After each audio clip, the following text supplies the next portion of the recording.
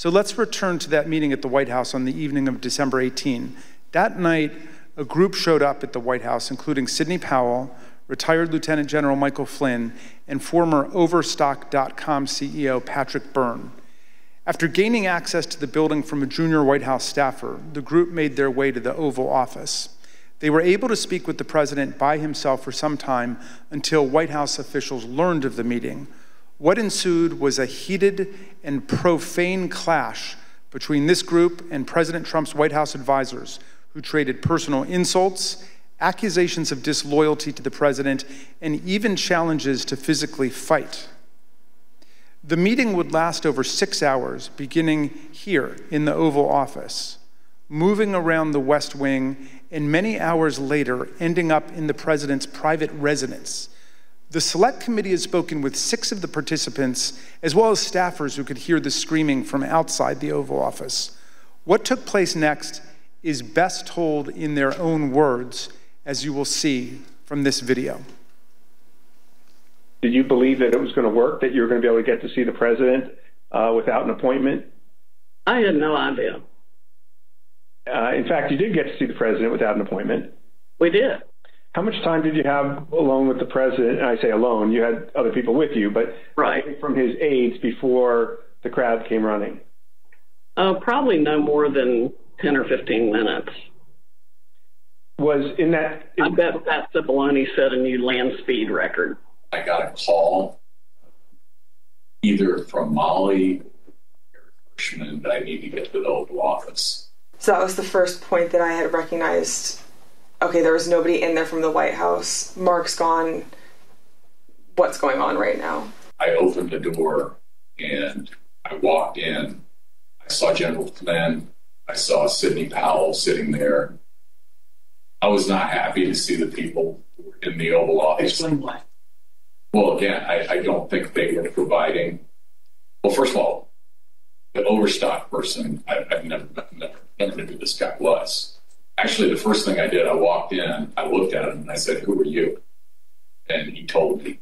I don't think any of these people were providing the president with good advice, and so I didn't understand how they had gotten in. In the short period of time that you had with the president, did he seem receptive to the presentation that you were making? He was very interested in hearing particularly about the CISA finding and the terms of 13848 that apparently nobody else had bothered to inform him of. I was asking, like, you claiming the Democrats were working with Hugo Chavez, Venezuelans, and whomever else. And at one point,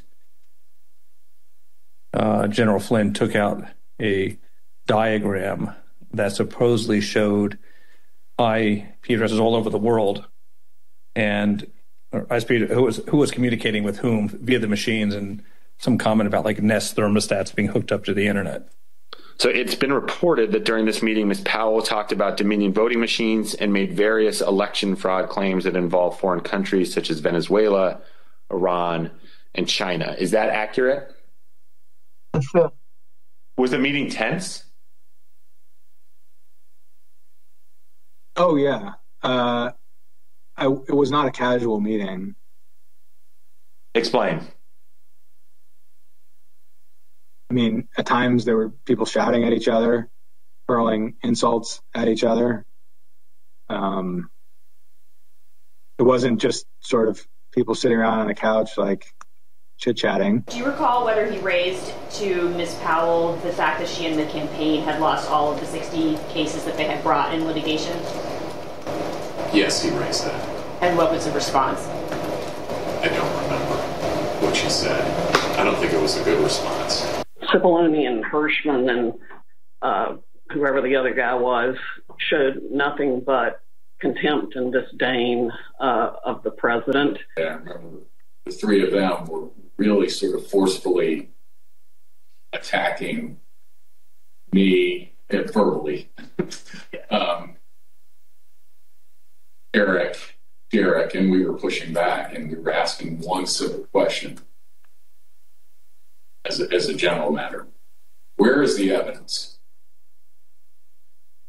So, what response did you get when you asked Ms. Powell and her colleagues where's the a variety of responses based on my current recollection, including, can't believe you would say something like, things like this, like, what do you mean, where's the evidence? You should know, and things like that, or, a disregard, I would say, a general disregard for the importance of actually backing up what you say with facts.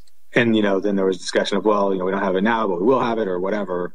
I mean, if it had been me sitting in his chair, I would have fired all of them that night and had them escorted out of the building. But Derek and I both challenged what she was saying. And she says, well, the judges are corrupt. And I was like, everyone? Every single case that you've done in the country you guys lost, every one of them is corrupt, even the ones we appointed? And I'm being nice. I was much more harsh to her. So one of the other things that's been reported that was said during this meeting was that President Trump told White House lawyers, Mr.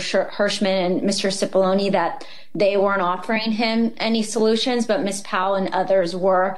So why not try what Ms. Powell and others were proposing? Do you remember anything along those lines being said by President Trump? I do. That sounds right. I think that it got to the point where the screaming was completely out there. I mean, you got people walk in, it was late at night, it had been a long day, and what they were proposing, I thought was nuts. I'm going to categorically describe it as, you guys are not tough enough. Or maybe I put it another way, you're a bunch of excuse the expression, but I'm almost certain the word was used. Flynn screamed at me that I was a quitter and everything, kept on standing up and turning around and screaming at me. And at a certain point I had it with him. So I yelled back. Either come over or sit your effing ass back down. The president and the White House team went upstairs to the residence, but to the public part of the residence, the big parlor where you can have meetings in the conference room. Oval? They call that the yellow oval? Yes, exactly, the yellow oval office. I always called it the upper. And I'm not exactly sure where the Sidney group went. I think maybe the Roosevelt room. And I stayed in the cabinet room, which is kind of cool. I really like that. All by myself.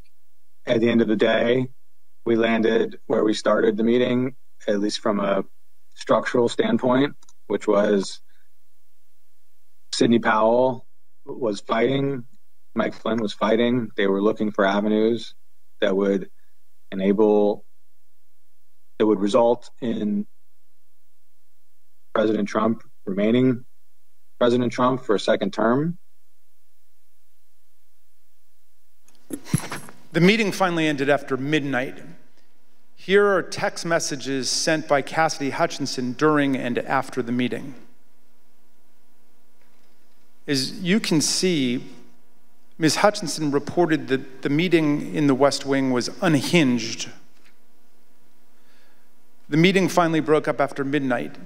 During the early morning of December 19, Cassidy Hutchinson captured the moment of Mark Meadows escorting Rudy Giuliani off the White House grounds to, quote, make sure he didn't wander back into the mansion.